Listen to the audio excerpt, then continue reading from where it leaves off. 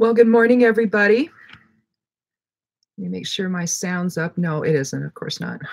Okay. All right. Well, that's an interesting glare from over there. Wonder what that's about. Wonder if I should leave it. Let me see if I can fix this because that's just so, that wasn't up there when I checked before. Hang on.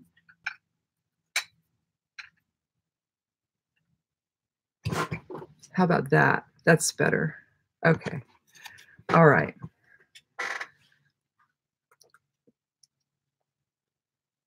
Yeah, that's better. Okay. No big weird like sun flare or something, whatever that was. Well, anyway, good morning again. Welcome to Somewhat Daily Tarot and Rune. This is the 3rd of July, Tuesday, and I got a call yesterday. Oh, it was so exciting. They're going to come on Thursday. It's going to be 90 that day, so thank goodness. But the heat pump guys are going to come and put the new heat pump in on Thursday, so yay. We have really hot temperatures on the high desert, so but then you'll have like one in triple digits, and the next day it'll be 70. So you just never know. It fluctuates. It's not for the faint of heart living here, I can tell you that. The wind blows continually, and which is good when because of the heat. But I mean, at least it's a dry heat. We're from the valley. That's what we call the Portland area, the valley. So it's called the Willamette Valley, the I-5 corridor there. Anyway, there it's just muggy because it's so wet. It rains all the time, and even when it's not, there's a lot of moisture in the air, and so everything, the flowers bloom sooner, the gardens last longer, and so it's a different kind of a place than here. Here it's volcanic, and we're at 3,000 feet above sea level. Bend is, I think, at 5,000 feet above sea level, so it only goes up from here. And so we have, the Cascade Mountain Range, the Three Sisters, we have all of that, which is lovely. And the high desert is actually really beautiful, all the juniper trees and the sage. And, it might look like it's dead, but it's not. The desert is just teeming with life. So it's actually just another type of ecosystem. And we actually really love it over here. So we've been here since 1981. So we really love it over here. So, all right, let's count 13 and see what we got for today. And let's hope it's not a court card. I'm tired of those, aren't you? 1, 2, 3, 4, 6, 7, 8, 9, 10, 11, 12, 13. Oh, 4 of Pentacles. Now, this is a weird card. The 4s are weird. They're about structure. They can mean like a fallow period. They can mean where this guy seems miserly. He's either sitting around contemplating what he's got, or because you can see the cities or the towns in the background. But he's wearing his wealth for people to see, but you can see how he's really hanging on to that one that he's holding. The one pentacle that he's holding. And then of course he's got his feet on the other. And so this is really about, he's sitting back probably thinking about his foundation, the material aspect of his life, basically. So that maybe today that's what our concerns are. However we get there, whether it's maybe it's about trying to find a home. Oh, well, okay. So maybe it's about that too for lots of people. But there he is, he's you can see the castle in the background. You can see all the different buildings, where he lives in the town. He's got a crown on his head, so he's the king, So he's got all of this responsibility, really. So maybe he's not really being so miserly as much as he's just trying to be responsible for, the rest of his town, his people. Basically, he's basically got it all covered. So the wealth is going to be there, but at the same time, it also can mean that he has an inability to let go of things. got there. Instead of hanging on so tight to things, maybe we just need to let it flow and let our generosity flow to others. I mean, clearly he has the ability to create wealth. We all do in one fashion or another. May not be much, but for some it is, you know. But do we hang on to it, or do we share that? You know, right now we're seeing a real strange imbalance again happening. It's just in our society, in our country, where we don't know, you know, what's going to happen. I read that one state, because the court wouldn't let them do to Medicaid folks what they wanted to do, now they've taken vision and dental care away from roughly 500,000 people in their state. So we're talking about maybe an imbalance of wealth and power. And the reason why I think that, I mean, it's both an internal thing and an external thing, right?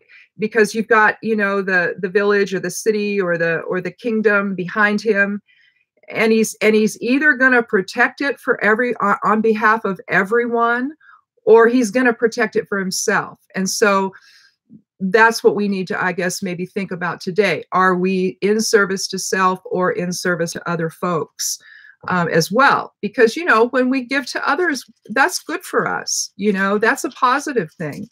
You know, and I mean, you don't have to share what you don't have. If you don't have enough, then you don't have enough. But if you do, then, you know, why would you want to spend it on things that just, I mean, hoarding? It doesn't make sense. So even if the wealth you give is simply your own time, you know, that's a really powerful thing to give, is your own time, your own presence in someone else's life, you know, to be there, to pick up the phone when they call, or to come and visit them, or, you know, even to text them or reach out on some social media just to say hi, you know. So, you know, are you too possessive with that? You know, are you just too possessive with your own self, really?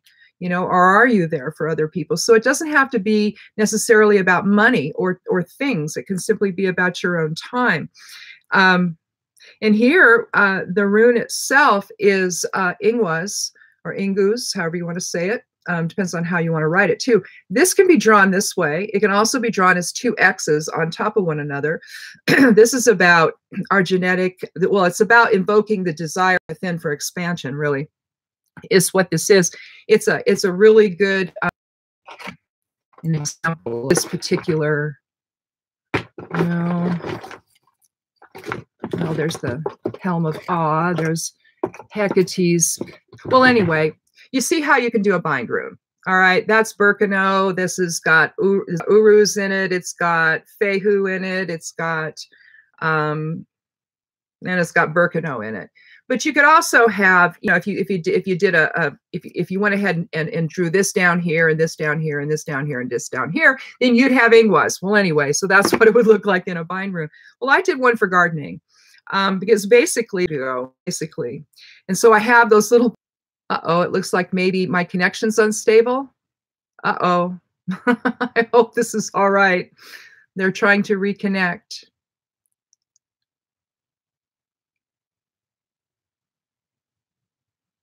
I wonder why my connection is unstable. That doesn't make any sense. All right, am I back?